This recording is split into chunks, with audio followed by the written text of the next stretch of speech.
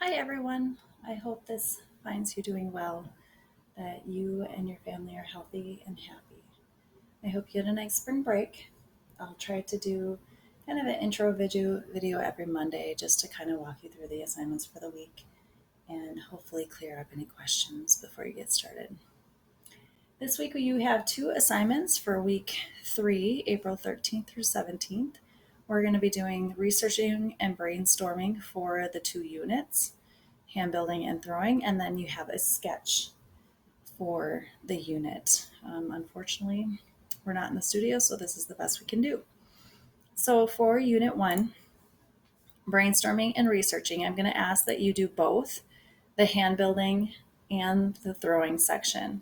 Even if you decided you wanted to be a hand builder full time, please do both.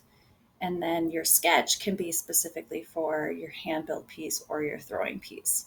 But learning how to do both is what I'm asking you to do. So if you click on how it is made, you can watch this video on how to slip cast a ceramic mold and answer the questions for that video. And then here is for slip sculpting and hollowing out a sculpture. That's the video, and then you can answer these questions. So if you can watch those videos, answer those questions, and then do a little bit of research if you were to do a surrealism sculpture or a different sculpture using the slip casting and or hollowing out technique. What are some different examples that you find interesting? And if you can paste 6 examples from the web in there. And then also plates and platters. We are going to look at bubble glazing and marbling. And so here are my 2 videos on how to throw a plate and trimming a plate on the wheel.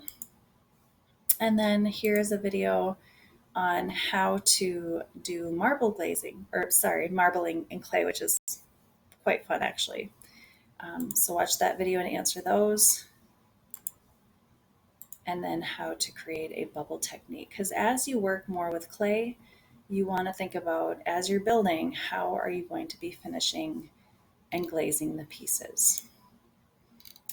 Plates and platters, if you can find some different examples of plates and platters, some examples of marbling and bubble glazing, and then submit when you're done. This is going to be due on Wednesday.